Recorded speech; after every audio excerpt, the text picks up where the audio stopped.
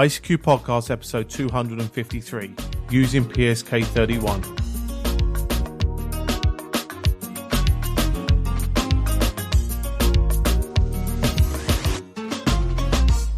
Well, hello everybody and welcome to this, our 233rd episode of the ICQ Amateur Ham Radio Podcast, voted by our monthly and annual subscription donors. In this episode, Martin M1MRB W9 ICQ is joined by Leslie Golf 0 Charlie India Bravo, Edmund Mike 0 Mike November Golf, and Bill November 3 Juliet India X-Ray to discuss the latest amateur ham radio news. Myself, Colin M6BOY, rounds up the news in brief, and this episode's feature is a feature regarding using PSK31. Well, as always, it's our donors that keep the podcast show advert free, and we'd like to thank our monthly and annual subscription donors for doing their bit and keeping the show on the air. If you'd like to help out, all you need to do is pop along to www.icqpodcast.com/donate, where anything you can send our way is always greatly appreciated. Well, now we join Martin, Leslie, Edmund and Bill to discuss the latest amateur ham radio news, including Canadian extremely low frequency transmission and new digital mode changes. Hope you enjoy. Well, hi guys, and welcome to episode 253 of the ICQ News Roundtable. Tonight I'm joined by Mr. Leslie Butterfield G0CIB. Good evening, Martin, and I hope the ionosphere doesn't play out with Skype as it did last night. We really had a few problems, didn't we? I was at wit's end last night, but let's hope the Skype stays up. I'm touching wood at the moment. We also Absolutely. We also have Mr. Edmund Spicer M0MNG. Hello, Martin. Hello, everybody. Hi, Edmund, and say sorry we're having to do it 2 days running. And we've still got Bill with us, Mr. Bill Barnes N3JIX. Bill, it's probably more of an effort for you, being the other side of the pond, to be here 2 days running to try and make sure Skype doesn't beat us tonight. No problems at all. Good evening, everybody. Plus, we get another 24 hours to watch Edmund's Whisper beacon run. He's up to that, is he? I'm sure he'll tell us all about it in what has he been up to. Our first news story is 430 to 440 megahertz medical capsules as an application. And I only have one minor thing to say. Haven't they learnt? Why are they doing this? Leslie, go for it. You can hear me chomping at the bits at this end. I mean, look, we've had lots and lots of stuff where people have put stuff on the market, and things like car alarms and all sorts of bits and pieces. Now, I did go through this, and they did put in a mathematical formula. Look, guys, it's not about mathematics. I'm an engineer. I use formulas. Yeah, they're useful tools. But things like this, you've got to find out what's happening in the real world. How does it interact with other bits and pieces? And my phone's just gone bing. And this is what I think they should do. Otherwise, they're going to find in my view, I think there's going to be problems. Find out what's occurring and then work from there. Yeah. But I mean, I've been guilty of locking myself out of my own car by actually having a transmitter running. These are fairly wide bandwidth receivers often, and these little transmitters are going to be fairly low power. What do you think, Bill? Yeah, I've read this article. Very interesting. On page 11 of the report, they actually talk about the amateur radio service. They basically lumped the amateur service from 430 to 440 megahertz in reference to what this medical stuff is doing into three big buckets, and that's propagation bulb beacons, repeaters, and they specifically say there's 320 repeaters in the UK. Way to go, guys. That's good density. And then they also talk about other amateur use such as mobile stations. The thing that I'm concerned about as I read this, they really didn't answer what happens when you're driving by a hospital while they're doing a procedure and people are talking on a repeater using a 25-watt radio. Yeah. Well, the thing is that you say there's over 300 UHF repeaters in the UK, but our local repeater, GB3XP, which showcases a VHF repeater, but it's actually on top of a hospital, and the hospitals rent their roofs out to all sorts of communications companies. So that's got to affect it, hasn't it, Bill? That's my opinion as well. Yeah. It's just ludicrous in my opinion. Edmund, you any thoughts on this one? Well, the two hospitals nearest to where I live both operate UHF repeaters, as far as I know, that officially only cover the sites, but can in fact be picked up slightly further away, so I've been told. And they must be running a fair amount of power, so I see scope for something like that interfering with these devices, and I'm just wondering why they had to use these frequencies, because there are so many license-exempt frequencies and bands given over to ISM, Industrial, Scientific and Medical, very low power applications in the UK, so I can see trouble ahead, Martin. Yeah, so can I. I think you're right, Edmund. Yeah, you see, they're going to be very, very low power transmitters. So the transmitter, the capsule, is not going to cause any problems to anybody, I would suggest. I think the biggest problem is that the receiver has got to be very, very narrow bandwidth and a super quality receiver to receive it without picking up all the hash and muck from everything else. And once they realise the cost of the receivers, I think that this might prohibit them going forward. But that's just my opinion, having been caught out by locking myself out the car with while transmitting on 70Ms. So, yeah, it's an interesting one. Moving on, I think it's a great story. This is everything to do with amateur radio. Canadian radio hams running 10 microwatts, you heard me, microwatts, ERP on 8.27 kilohertz is heard in the UK. Absolutely phenomenal. What do you think, Bill? Yeah, I was really impressed on it when I was reading this one. The guy is Joe Craig, VO1NA. In Newfoundland. You want to talk about low, very low frequency. That's epically low frequency. But the most interesting thing, aside from I got distracted by reading Joe's blog because he posts a lot of really neat technical information about, what's he doing with all this stuff. But he started a transmission and it ended 7 hours later. And Paul Nicholson in the UK received it, but it's like 7 hours. Wow, the whole thing just completely boggles my mind just trying to get my head around it. Because this is what do we say, a 36-kilometer band or something, something like that. 36-kilometer band, yeah. I mean, that's almost unthinkable, isn't it? It's like, wow.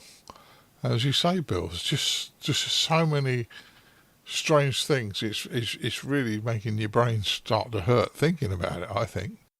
Yeah, I found it really interesting, Martin. And when I remember going to the convention, RSGB convention many years ago, and they were talking about these frequencies and you're trying to work out what a quarter wavelength is on these frequencies. And what they did is they had these really, really big loading cores on dustbins, and the losses were phenomenal. But they did work tremendous distances on them, and it was amazing. It really was. Yeah. Well, I suppose, I don't know if it suffers interference down there. I assume it must do. But I think it's very, very slow morse they use. Yeah, well, it would be 7 hours to send it, so would be. What's your thoughts on this one, Edmund? I think my wife won't let me put up a quarter wave vertical for this band, unfortunately. so not a chance. I won't be using it. The lowest frequency band I've ever had any involvement with is 472 kilohertz, 630 meters. And that was only receive only, and that was involving whisper, which Bill mentioned earlier on. But this just does things to my mind to try to understand this, because 8.27 is it 8.97 kilohertz? That's within the range of audible human hearing, isn't it? And I know that this is RF rather than audio frequencies, but I just cannot get my brain round this one. This is so fantastically wonderful.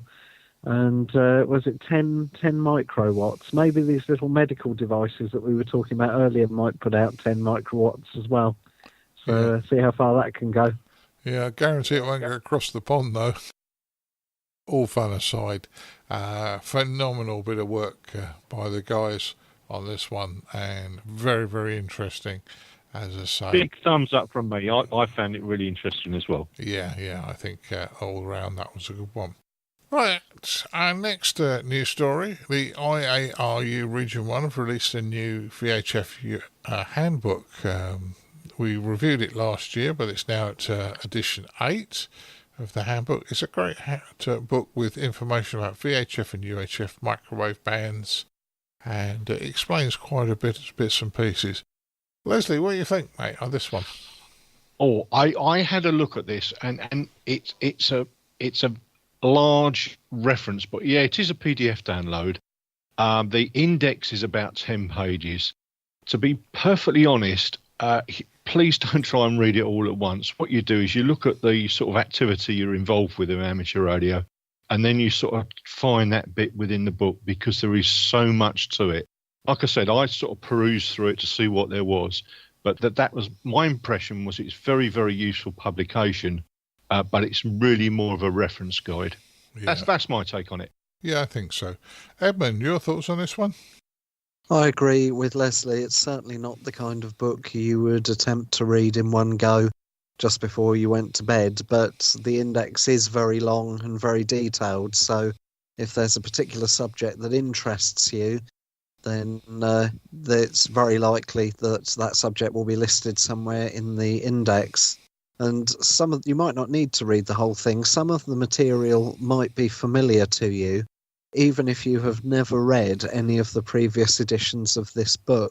I've never read any of the previous editions, and yet I am pretty sure that some of the material in there has popped up on such places as the UK 6 Metre Group website, previous editions of the RSGB Handbook, the Radio Communications Manual, the Amateur Radio Handbook, and the like. So some of the material in there might be familiar to you, even if you think it's not going to be. And last but not least, even though this is supposed to cover the whole of IARU Region 1, there are some bits that are UK specific that don't apply. For example, in the handbook it says that on 2 meters the calling channel for digital modes is 145.375 in Europe, which may very well be true, but here in the UK it's down on 144.6125. So not absolutely everything that appears in this book will necessarily apply in the UK or indeed in any other given European country. There's a nice little paragraph in there that says no repeater shall have its input or output anywhere between 144 and 144.79 something. And if anybody's familiar with the Caen repeater on 2 meters in Lower Normandy, output on 145.325 with input 600 kilohertz lower. They will also realise that not everything in this book applies to everybody everywhere all the time, but broadly speaking, it's a very informative tome, and I certainly recommend that people dip in and out on the subjects that interest them. Yeah, it's a very good reference book. Bill, this doesn't affect you, but it's probably an interesting book to download and keep on the shelf, I'd suggest. Yeah, I briefly took a look at it, and it's more than just band plans. When I first saw the article, I'm like, okay, it's a band plan book, but it's definitely a lot more than that. Exactly what everyone else was saying. Just a lot of information, which is probably why you can't sit there and read it in one sitting. It's a reference book. It's very dry. It's not the sort of book you'd expect to just read cover to cover. as Edmund says, it's you look something up and use as a reference book, I'd suggest. But a very good piece of work, and the people who put it together obviously did a lot of work doing this. Moving on, CPT level ham radio training book is released, and the only downside to this is it's in Swedish at the moment. But the Swedish National Society has released its preliminary version. It's 599 pages, once again a PDF book, and I must admit I was looking for a translator to translate from Swedish into English, but I hope somebody will do it, because the book looks very, very good, in fairness, and with that much work going into it, I hope that they translate it into multiple languages, because that's far worth doing. Bill, I assume you don't read Swedish, but it looks a very interesting book. What do you think? Yeah, it is a real interesting book, and I do not read Swedish, before anyone wonders. The thing I liked about it is I don't understand the text and stuff, but I do recognize a lot of the symbols and images that they drew in here, and they did some really nice. It looks like image with like some mathematics, some formulas, and there's Ohm's law in there, the Ohm's law circle thingy. So it just leafing through the first 30 or 40 pages, this thing looks pretty complete. It's just I don't read Swedish. Yeah. Well, that was my opinion. It looked a very, very good book, but damn, it's not in English. And shame that, hopefully they'll do it in multiple languages. Edmund, your thoughts on this one? I can speak several languages, but unfortunately Swedish isn't one of them. And even if I did speak that language, because of the length of the book, if I was going to translate it single-handedly, it would probably take me the best part of 2 years. I should think I'd probably translate a page a day or something like that. So yes, nothing I can add really, other than that if there is anybody out there who does have the skills and the time, and getting those two together in the same person might be a bit tricky, but if there's anybody out there who could do the honours and do a nice little English translation for us, then I would certainly take the time and trouble to read it. Yeah. And I can confirm Edmund does speak multiple languages and does a very, very good impression of a Frenchman trying to talk English. But that's another story for another podcast. Leslie. 40 metres SSB at the weekends is the best place to listen if you want to hear that. Yeah. Leslie, what's your thoughts on this book? I'd like to see it in English, because I'd like to see what other societies are doing. They can sort of contribute, and we think, if we change what we're doing slightly this way, and that improves what we do as well. So, yeah, I'd really like to see it in English, guys, please. Yeah, I agree with you. So let's hope that one comes. So, anyway, page 75 in this book talks about PSK31 in 2 paragraphs that I can't read. Well, that's a shame, because PSK31 is something you're into and I'm into, and it's a shame. It would be nice to have seen that. So, so I think we all agree, great book. Moving on, this is not really news, but it's a technical article and something I came across many moons ago, and it's still floating around, and a lot of new hams are quite likely to come across this. Tin whiskers, and this is where solder tends to generate whiskers of tin that they found in weightlessness could damage space PCB boards in space. And I think if you've got a whisker that goes across a power track and shorts out a power supply, so much current will flow, it'll just burn the whisker off. But if it dropped across a data supply, like a memory line or a data line, you could totally screw your satellite. Go on then, Leslie. What's your thoughts on this one, Leslie? Well, I did materials engineering about 30 years ago, and the best analogy I can think of is that when you're under stress, your hair goes grey, right, and you grow a beard, okay, and that the metal is actually doing the same. It's actually growing sort of whiskers, if you like, a beard, and that's because of the internal stresses of the material. And one of the ways they get rid of it is by adding lead.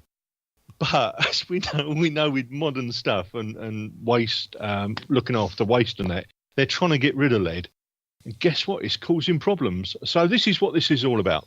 Yeah, and the lead also has a nice effect in that solder flows better and it melts at a lower temperature. But so yeah. Edmund, do you have any thoughts on this one? Well, given the quality or lack of my soldering skills, I don't really feel qualified to talk on this subject. So maybe I can say that one of the reasons that my soldering is so bad is because there isn't enough lead in it, so it doesn't flow properly. Bad workmen blaming tools and all that. I think you could be right, though, Edmund. I think you could be right. No problems on that one. Well, maybe we'll get you soldered a bit more sometime and go from there. As I say, it's an art. When I left school, I went to work for Philips and spent the first week in the training school, and there was 2.5 days learning how to solder properly. And that does not surprise me at all, Martin. We did a similar sort of thing in Thorny MI. Yeah. Let me guess. Transfer heat through solder. Yeah. I think that's pretty standard. Yeah. The one thing about this article that I was reading here is this is what they blame the Galaxy 4 dropping off back in the 90s. Yeah. I vaguely remember when they launched that satellite up there, and it just did not work, and it was a catastrophic short circuit. And exactly what everyone else was saying, you put lead in the solder, and it kind of makes things go away. I'm not aware of any, environmentally friendly replacement for lead yet. I'm sure somebody will invent something at some point, but until then, these critical assets that we're sticking in the space, I think we're okay putting a little lead in them, because when they plan on, end of life on a satellite, they try to deorbit them into the, similar huge spot in the Pacific Ocean. Yes, we're putting lead in the ocean, but these things end up being, $1 billion to launch. It's horrible to lose one over just a little bit of lead. Yeah. So. Yeah, it's an interesting technology, and as you say, Leslie, it is a stress in the metal. It's an interesting thing that most people don't believe you when you start saying, "Oh, the solder grows whiskers and can short out."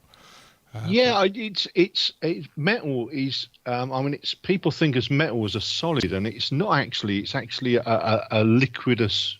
It's actually a flowing thing. It's not a solid at all. That's a misconception. Yeah. The other one that's not in this story is old transistor radios. The germanium transistor radios of the 50s and 60s. Often you'll find the transistors are short circuit.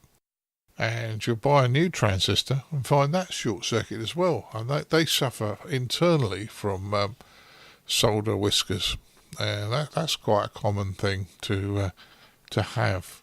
They used to fit a 4-lead transistor, so you had the base emitter and screen, base collector emitter, and they had a screen, and you get a short to the screen, and that was no longer the transistor would work. So, buying some of these early germanium transistors, you may find that even if it's brand new stock, it ain't going to work, but due to the solder whiskers.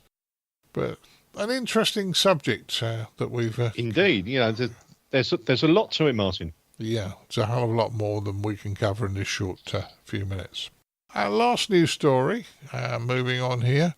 Bill, you put this one up. New digital modes are changing the complexity of our bands and perhaps affecting the ham radio, because we're not necessarily rag chewing and using CW and SSB. We're using digital modes, aren't we? I think so. One of the things that the article talked about that I thought was interesting was Ward Silver, N0AX, did a lightning talk at the 2017 ARRL Tapper Digital Communications Conference. Basically, they took one of the sessions that someone didn't make and split it into 5-minute chunks where everyone could talk for 5 minutes from bunch of people, and guy by the name of Gary Pierce, who runs a YouTube channel called Ham Radio Now, recorded it. So I actually got to watch the 5-minute chunk where Ward's talking about this specific issue. Yeah. And he actually is issuing a challenge. He threw the gauntlet down to the amateur community to come up with a keyboard-to-keyboard mode somewhere between FT8 and PSK31 that would support casual and competitive operating, be more interference and noise tolerant, and can be used with compromised stations and antennas. And he also talked about smart spectrum displays, so we don't necessarily have to put all the digital modes, goes from 14.70 to 14.80. We can spread them out a little bit.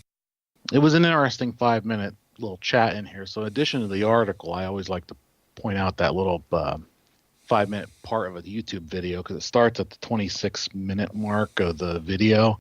So you can just go right there and watch his 5 minutes. It was a very interesting 5-minute talk about this. Yeah. Well, it sounds a good one. And as I say, I have been noticing a lot of people using FT8, including yourself. Guys on Cyprus were using FT8, and there's 2 or 3 of the guys at the local club are big into FT8 at the moment. Edmund, do you had any experience, or what's your thoughts on this one? I've not really used digital modes to any extent. Whisper is probably the one that I've used the most, and that's not really a digital mode as such. It's more a sort of beaconing system, isn't it? But I've got a feeling, talking about that challenge there, isn't there a digital mode already that sort of ticks those boxes? Am I thinking of Olivia? Well, I'm not sure that does tick all those boxes, but Olivia is a mode.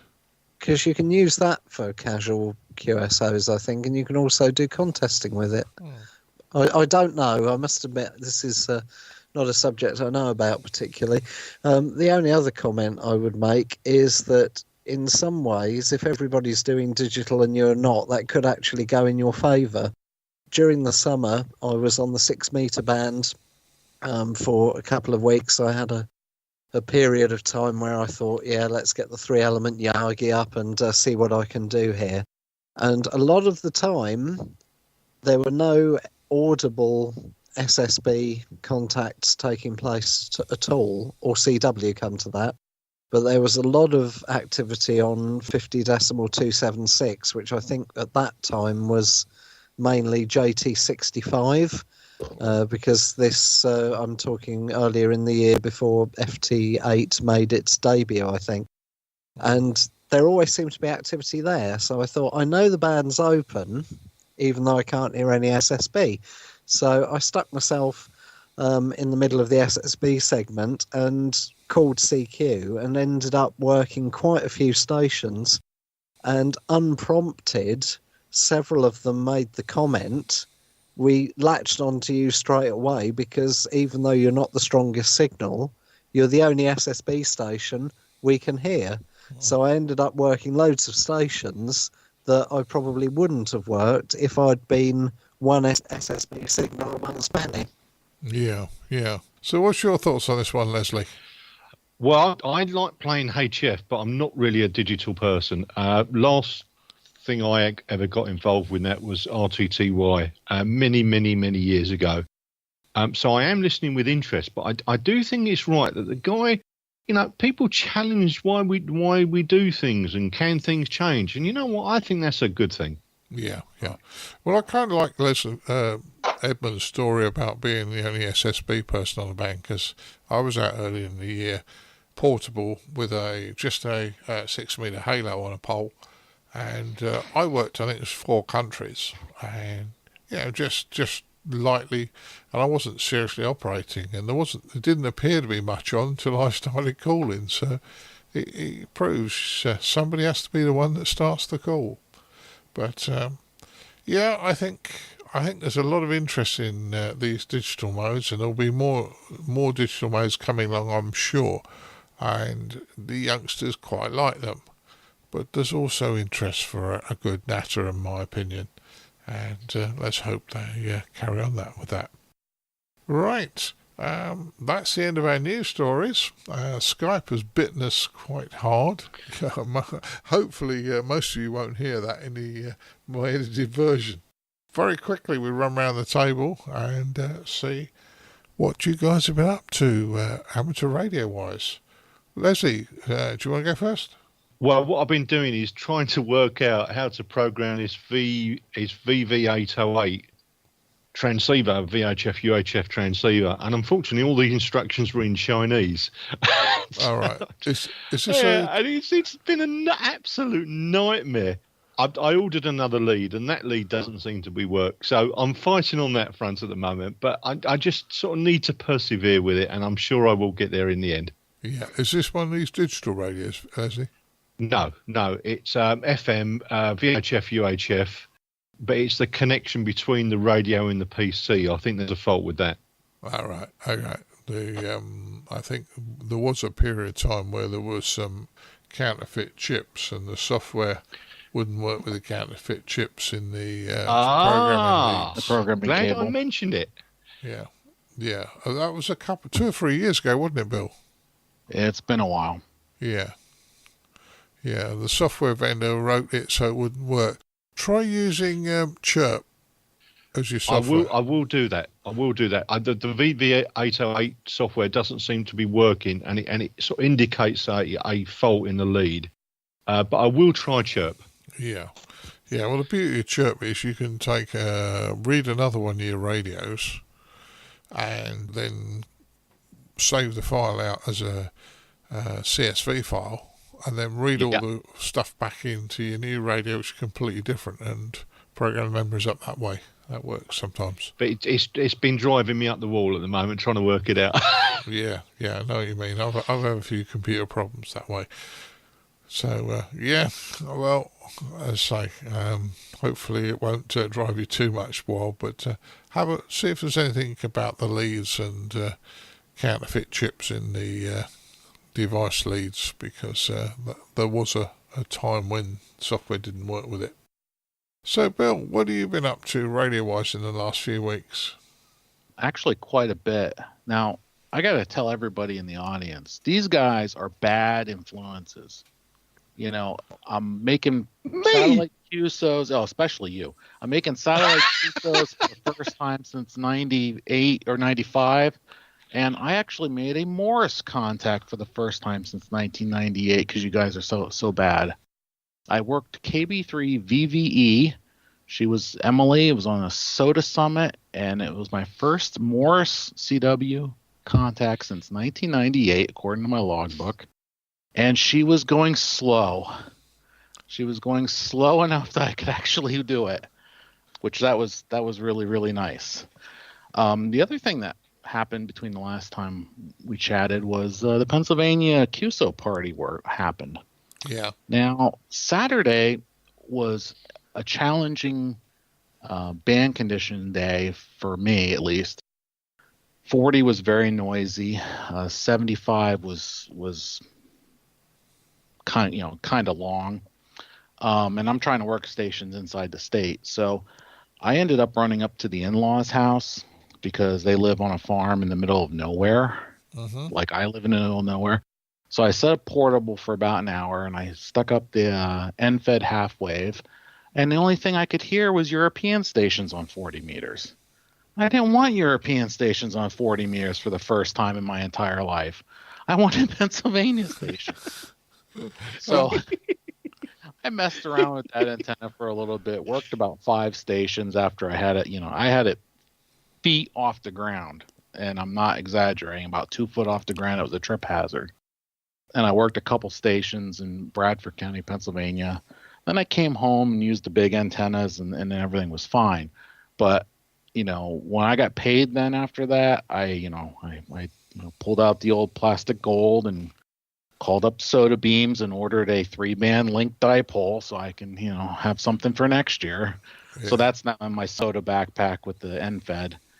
The last thing I wanted to mention was I've been paying very careful attention to the whole relief effort going on in Puerto Rico.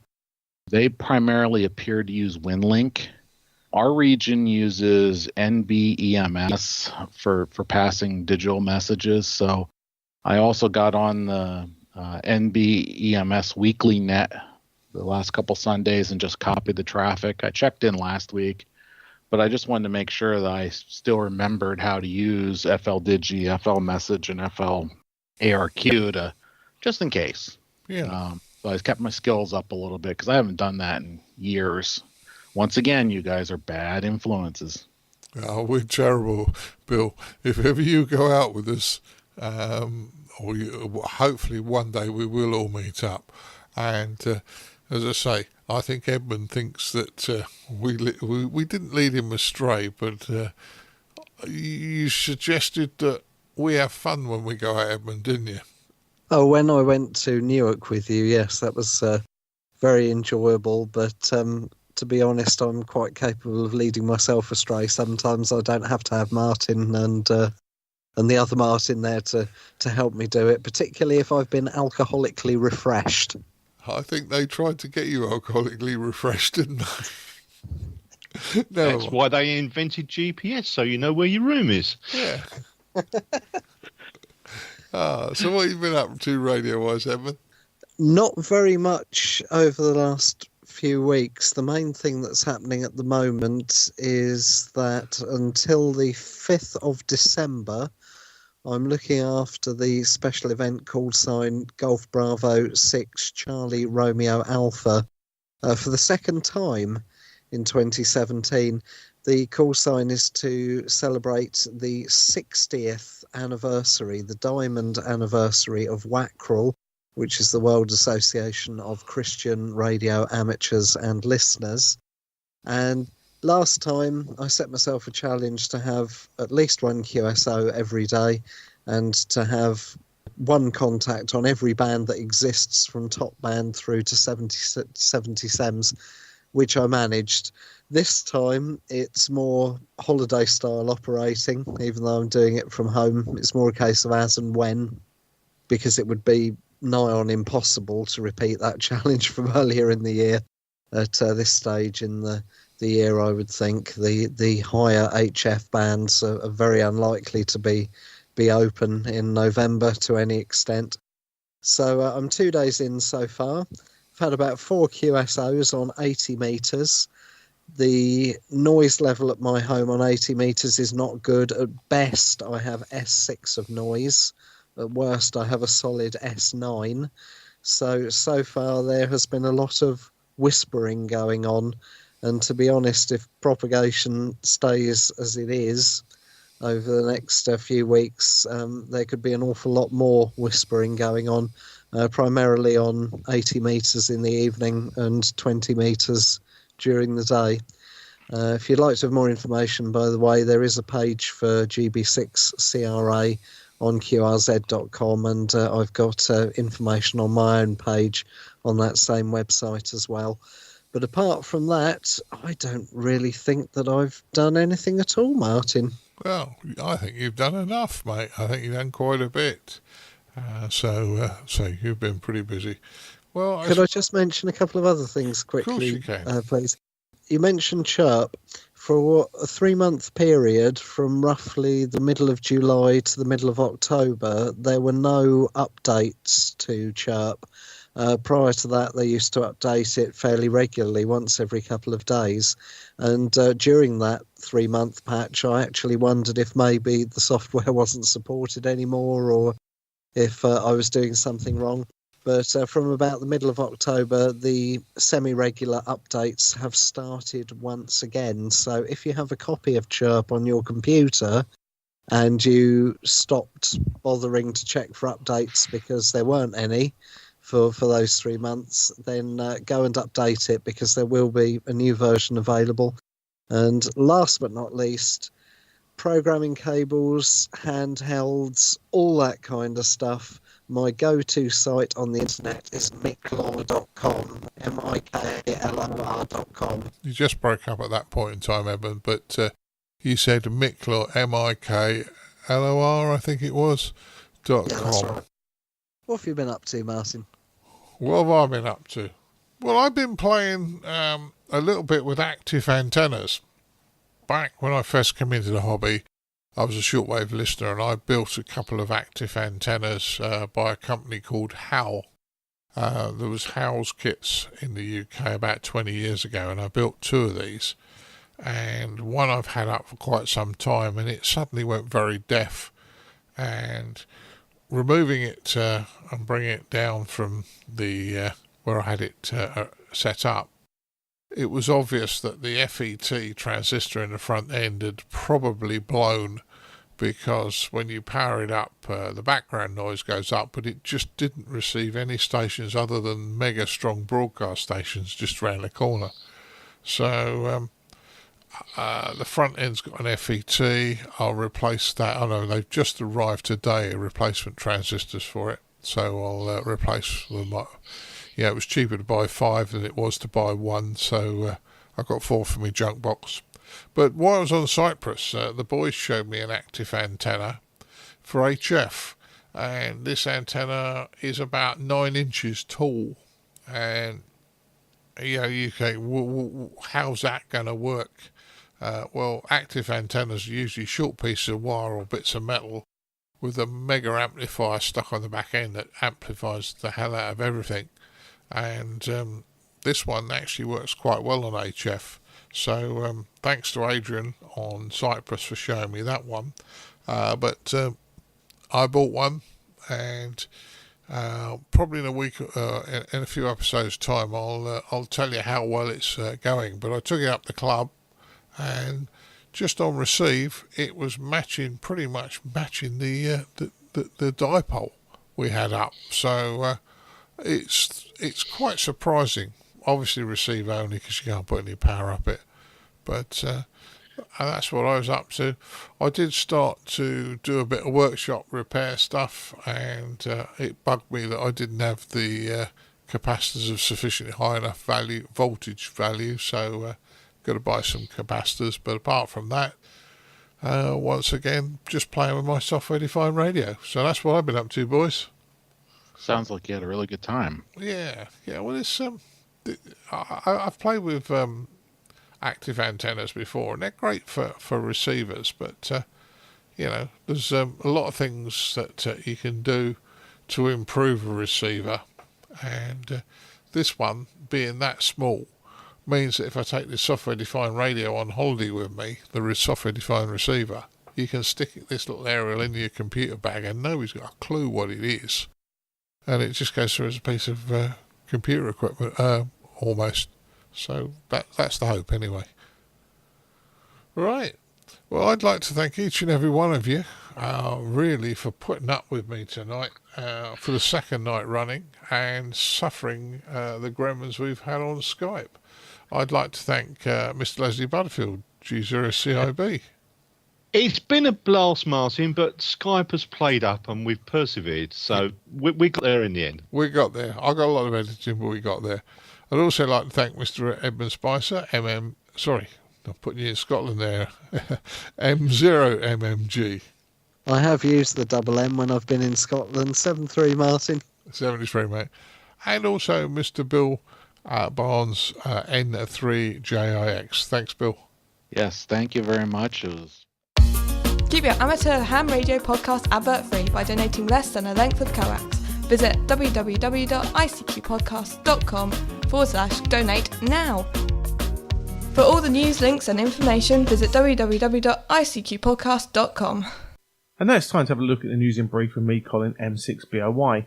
And we start with news in Argentina, where the Radio Club Argentino has succeeded in its petition to their local communications authority to gain access to 630 metres and 60 metre bands, and also extension at the 160, 80 and 30 metre bands. The new allocations are the final result of efforts made by the RCA during its participation in the preparatory meetings of the WRC 07, 12 and 15 groups, and will be effective in 90 days. So we've got details of the allocation on the ICQ podcast website for you to review. One of the last surviving members of the Bletchley Park listeners group who intercepted and passed on messages to Allied codebreakers at Bletchley Park has passed away. Alison Robbins, 97, taught herself Morse code and German during World War II and stayed up all night eavesdropping messages from U-boats around the British coast. She rarely spoke about her wartime years that were spent in isolated parts around the British coastline intercepting messages from enemy fleets. So obviously we pass on our condolences to Alison's family and friends. If you're looking for some extra reading material, good news here. The Ham Radio Horizons publication, a publication from the 1970s which consisted of 36 issues, has been made available for free download from the Internet Archive group. So we popped a link to that on the ICQ Podcast website for you to check it out, and hopefully it's something of interest to you. Well, now we head over to our features episode, which is a feature on using PSK31. I hope you enjoy.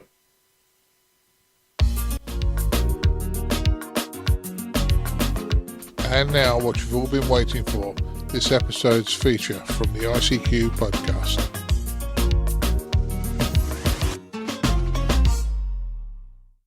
So on today's feature, I want to talk about PSK31. Before I get into that, I gotta explain why this ended up being my favorite mode, even though I don't use it as much as I like to. When I first got licensed in 1991, I was really big into the packet radio scene. We had quite a bit of VHF packet radio in the Valley. We had a little bit of UHF packet for backbones between the different packet bulletin boards. I used Commodore 64 back then. I had a thing plugged in called a Digicom 64 and loaded the disc, let me go on packet radio. I also had someone loan me a cartridge to monitor or actually transmit radio if I had my General back then, but I didn't. And I always thought this was really neat. As I got into the later 90s, I started doing packet radio less, but I still had that digital bug. And then when PSK31 started showing up, I got really excited about it, and that's actually what caused me to, go for my upgrade so I can get on HF. So what is PSK31, this great mode that got me all excited in the late 90s? PSK31 stands for Phase Shift Keying at 31 bits per second using a varicode encoding.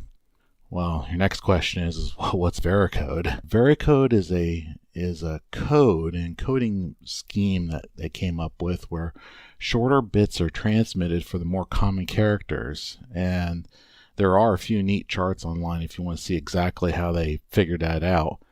But basically they can do a full 128 ASCII characters. That's the American Standard Code for Information Interchange with 10 bits used. And because it's phase shift keying at 31 bits per second, it's very narrow bandwidth and works with low power. Gets through the noise relatively well, and like I said, it was very, very, very exciting. There's still quite a bit of PSK31 activity on specifically 20 meters and 40 meters, I noticed, which is good.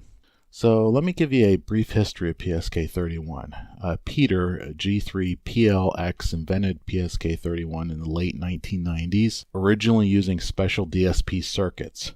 Then in 1999, Peter released software that could use a computer sound card to send and receive.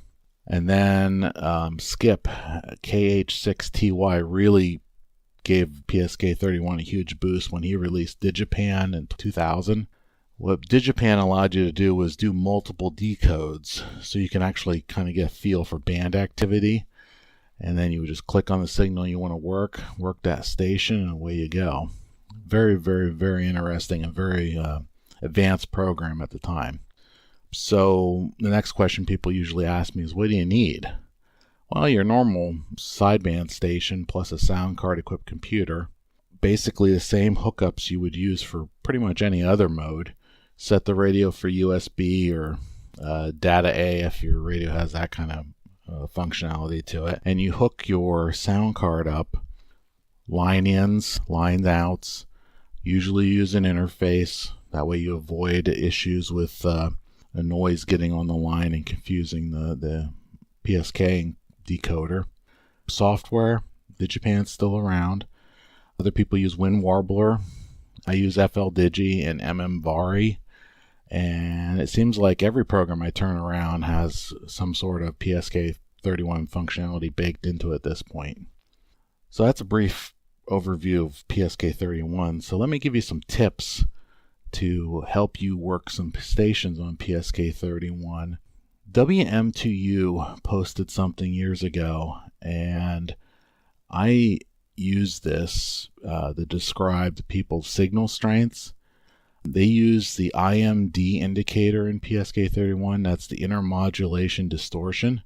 This is a very unique value, the PSK, since RST values, that's your readability, strength, and tone, don't really tell the operator much about the condition of their PSK transmission. The IMD meter reading is used instead. This measures the ratio of the third harmonic to the main signal, and the result is logarithmic. A value of negative 25 dB is considered good. So that's what WM2 said years ago, and actually that's turned out to be pretty true. So don't be surprised if you get reports based on the IMD value. The next tip I'm going to give you is set up macros. In your software, you want to set up macros to help with stock QSO answers. I have macros predefined, my CQ, my call 2 or 3 times as a reply, signal report. I have both a 599 stock, because some stations want that, and I also have a signal report set up to read the IMD value from the PSK31. It's just some variable inside the macro templates. I also have the hello, my name is, my QTH is, my grid square is, because I still get people wanting my grid square for some reason. And the brag tape. The brag tape is a callback to when RTTY CAN messages were played from punch tapes. Ops would load a punch tape into the RTTY machine, and it'd be a predefined message to go out over RTTY. This is normally like station details. Doing casual PSK31, you will run across this sooner or later, because they use, a lot of people like me even use the same macros on RTTY and PSK31. Sound card settings. Start with a low sound card volume and adjust your transmit signal to the waterfall. It's really important not to overdrive your sound card. And this is like a finesse value, so it doesn't actually hurt to have someone else help you on the receive end and let you know, yep, your signal came through pretty clean, here's your IMD value. That's actually where most people tend to have hang-ups and catches with PSK31, is they have the volume turned up way too high on their sound card, and they're overdriving the signal going out through the radio. Also, due to varicode, lowercase letters use less bits, therefore seem faster. So everything in RTTY's capital letters. Most of the QSOs you're going to see are going to be in lowercase because they take less code to send out across PSK31. Also on transmit, I found I usually keep my ALC, that's automatic level control, as low as possible to put out good signal. Also, I also turn the power down a bit since PSK31's a higher duty cycle mode when transmitting. Yeah, I could run at full 10 watts on the one radio or full 100 watts on the other, but I tend to turn it down to like 80%, so 8 watts or 80 watts in my particular case, just because I don't want to cook the radio by a full duty cycle signal going out. There are some more information. I will post them out there for the show notes, but at this point in the game, there's also normal websites that you go to search for things. Type in PSK31, you're going to get a ton of information. Another one I want to point you to is pskreporter.info. That is http://pskreporter, all one word, .info. This is a website of receivers around the world that listen for your signal, kind of like Whisper or the reverse beacon network. They'll listen for PSK31 signals, and they'll also give you a map on there too, which could be handy as you're trying to figure out how to use this mode. So at this point, that's all I have for this this particular feature. I encourage everyone to go out and try PSK31 if you haven't. It's a fun mode.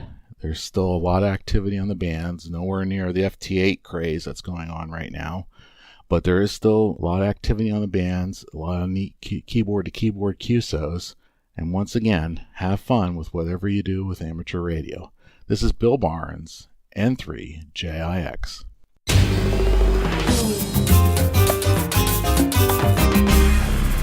The ICQ Amateur Ham Radio Podcast, serving the amateur ham radio community fortnightly since 2008.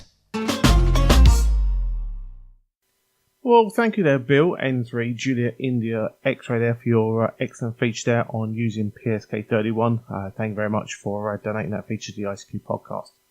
As always, we'd like to thank, not only Bill for his feature, but also his participation in the Roundtable, along with Edmund, Mike 0, Mike November Golf, and Leslie Golf 0, Charlie India Bravo, who joined Martin M1MRB there as part of our Roundtable earlier on. As always, we'd like you to consider us by sending us a donation to keep the show advert free by visiting www.icqpodcast.com/donate. Or anything you can send away is always greatly appreciated. And remember as well, you can also click on the Contact Us page and drop us a message and let us know what's going on.